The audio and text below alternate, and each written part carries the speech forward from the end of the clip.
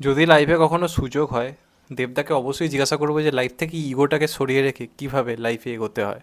এটা I think দেবদার থেকে ভালো কেউ বলতে পারবে না, যে জীবনে অহংকার, স্টারডমের প্রতি লোভ বা তার সঙ্গে সঙ্গে ইগো, এই সমস্ত জিনিসগুলোকে নিজের মধ্যে কখনো দেবদা না আজ পর্যন্ত রেখেছে, না কখনো রাখবে। এই যে আজকে বলিউডে জিদ্দা এত বড় ডেবিউ করলো, সিরিজটা সফলতা পেলো, এত আলোচনা হচ্ছে, বুম্বাদা এত বড় একটা জায়গায় কাজ করলো, এতটা গুরুত্বপূর্ণ একটা পার্ট পেয়েছে। তো এই যে জিৎ প্রসেনজিৎ, যাদেরকে আজ পর্যন্ত বাংলা ইন্ডাস্ট্রি কোনোদিন একসঙ্গে আনতে পারলো না, কাজে লাগাতে পারলো না, নানা রকম বক্তব্য দিয়ে গেল, তো সেখান থেকে তারা আজকে বলিউডে একসাথে কাজ করছে এবং তাদের রীতিমতো একসাথে সিন রয়েছে, একসাথে ডায়লগ বাজি রয়েছে এবং দুজনই ফাটিয়ে রেখে দিয়েছে। তো এটা নিয়ে কি আপনি দেখতে পাচ্ছেন গোটা বাংলাতে কেউ সেভাবে টুইট করেছে বা পোস্ট করেছে। এটা তো সত্যি কথা, আমাদের কাছে একটা প্রাউড মোমেন্ট। আমাদের বাংলা ইন্ডাস্ট্রি কখনো কল্পনাই করতে পারেনি যে বাংলা থেকে কেউ গিয়ে এরকম একটা ঘটনা ঘটাবে। মানে জিদ্দা বুম্বা দুজনের ক্ষেত্রেই বলছি, কিন্তু ইন্ডাস্ট্রি থেকে কজনই ব্যাপারটাকে নিয়ে টুইট করছে বা পোস্ট করছে কালকে সিরিজটা আসার পর থেকে। অঙ্কুশদা করেছিল, অঙ্কুশদা একটা সুন্দর পোস্ট করেছিল। অঙ্কুশদা বরাবরই করে এসছে, অঙ্কুশদার মধ্যে এই ব্যাপারটা রয়েছে।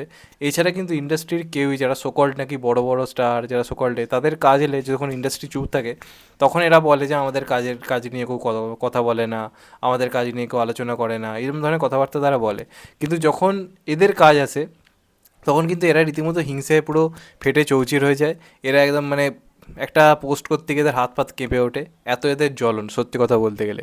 তো এই ব্যাপারটার একেবারে বিরোধী হচ্ছে দেবদা। এবং আমি কিছু ফ্যান্সদেরও বলতে চাই, যারা জিদ্দার সফলতা থেকে বা বুম্বাদার সফলতা থেকে প্রচণ্ড পরিমাণে খিল্লি করে, কমেন্ট বক্সে যা তা বলে, যে জিদ্দাকে নিয়ে ভিডিও করছে তাকে নিয়ে উল্টোপাল্টা কথা বলে, অন্তত আমি জানি না এটা ডিজার্ভ করি কিনা। কারণ আমি জিদ্দা দেবদা দুজনকে কিন্তু সমান চোখে দেখি। দেবদার খাদান যখন এসেছিল, আমি খাদান নিয়ে প্রচুর ভিডিও করেছিলাম, তখন জিদ্দার আপডেট ছিল না, আমি ভিডিও করিনি। তো এখন স্বাভাবিকভাবে এটা একটা জিদ্দার পরপর অ্যাচিভমেন্টের খবর আসছে, ভিডিও করছি, সেটা নিয়ে আবার কিছু দেব ফ্যান্সদের বক্তব্য যে জিদ্দাকে নিয়ে প্রচুর ভিডিও করছে। আরে ভাই, খাদানেরটাই মতো করেছি, তখন তো তোমরা এই কথাগুলো বলো না। এটা আমার খুব প্রশ্ন। আর আমার কথা হচ্ছে যে জিদ্দার সাকসেস দেখে এত রেগে যাওয়ার বা জ্বলনের কী আছে? আজকে তার যারা ফ্যান, মানে যার তার আর কি ফ্যান, দেবদা, সে তো সমস্ত রকম জীবনে কোনো রকম ইগো হিংসাকে পাত্তাই দেয় না। তাকে নিয়ে কত সমালোচনা হয়, কত কিছু হয়, আজ পর্যন্ত দেখেছেন কাকে কোনো কিছু উত্তর দিয়েছে, কিছু করেছে? নিজের কাজটা করে যায়। তার ফ্যান্সদের কাছে একটা বক্তব্য যে দেবদা আজকে বুঝছে যে ইন্ডাস্ট্রিতে জিৎ দেব দুজনকেই দরকার, দুজনকেই মানে প্রয়োজন রয়েছে, তাহলে কেন ফ্যান্সরা এই ব্যাপারটা বোঝে না? আমি কিন্তু দু ফ্যান বেসের মধ্যেই কথাটা বলছি, দুটো ফ্যান বেসেই কিছু না কিছু রয়েছে যারা এই ধরনের ঘটনাগুলো ঘটায়। আর কথা হচ্ছে কেন আজকে দেবদা অ্যাচিভমেন্ট, জিদ্দা অ্যাচিভমেন্ট করছে, কালকে দেবদা আরও বড় অ্যাচিভমেন্ট করবে, তারপর জিদ্দা আরও বড় কিছু করবে, এইভাবেই তো ইন্ডাস্ট্রি বড় হয়। এটাই তো প্রথম কথা। তো সেখান থেকে দাঁড়িয়ে দেবদা যে একটা খুব সুন্দর পোস্ট করেছে পুরো ইন্ডাস্ট্রির বিরুদ্ধে গিয়ে, কারণ ইন্ডাস্ট্রির ভাবনার বাইরের ঘটনা ঘটিয়ে দিয়েছে জিদ্দা এবং বুম্বাদা। তো স্বাভাবিকভাবেই তাদের তো পোস্ট করতে গিয়ে হাত পা দুপার কাঁপবে। কিন্তু দেবদার জীবনে যেহেতু ইগো নেই, কোনো রকম কোনো হিংসা নেই, জ্বলন নেই, দেবদা কিন্তু খুব সুন্দরভাবে কালকে মোটামুটি একটা সুন্দর দারুণ পোস্ট করেছে।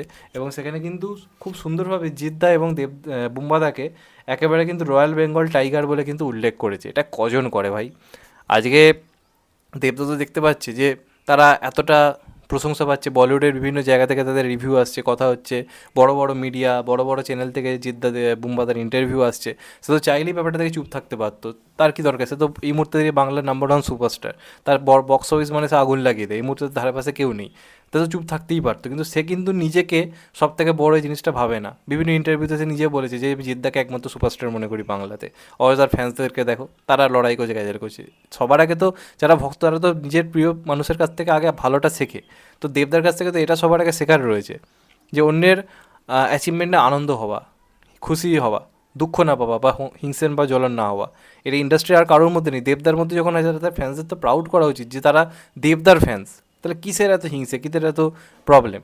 তো দেবদা এখানে লিখেছে, best wishes to the entire team, super proud for all mind royal Bengal Tigers. তো বুম্বাদা এবং জিদ্দাকে কিন্তু দেবদা নিজের তরফ থেকে রয়্যাল বেঙ্গল টাইগার্স, বাঘের রয়্যাল বেঙ্গল টাইগারের সঙ্গে রীতিমতো তুলনা করছে। তো এটা দেখে খুব ভালো লাগলো এবং এই জিনিসটা দেবদা করে এসছে।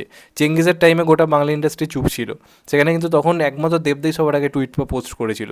সেখান থেকে কিন্তু দেবদার কাজ এলে আমি কিন্তু খুব একটা কাউকেই বা টুইট পোস্ট কিন্তু করতে বলি না, সে তো এবার চুপ থাকতেই পারতো। কিন্তু দেবদা কিন্তু এই কাজটা সবসময় করে এসছে। তো যে জিৎ ফ্যান্সরা দেবদার অ্যাচিভমেন্টে দুঃখ পায়, তাদেরও এটা দেখা উচিত। আর যে সমস্ত দেব ফ্যান্সরাও জিদ্দার অ্যাচিভমেন্টে দুঃখ পায়, তাদের এটা দেখে শেখা উচিত যে দেবদা মানুষটা কীরকম, কতটা আলাদা বাকিদের থেকে।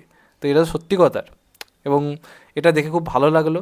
এবং আমার তো মানে গোটা ইন্ডাস্ট্রি এটা নিয়ে কথা বলা উচিত ছিল, কিন্তু কারোরই কিছু যায় আসে না।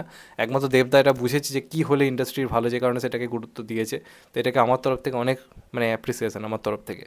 তো এটাই বলার, চ্যানেলটা নতুন হলে চ্যানেলটা সাবস্ক্রাইব করে দিও অ্যান্ড কেটে দেবে লাইকন। ভালো থেকো সবাই, টেক কেয়ার, নমস্কার, আবার দেখা হবে। এখন তো বাই, সবাই ভালো থেকো, সুস্থ থেকো, নমস্কার, টেক কেয়ার, আবার দেখা হবে, ভালো থেকো।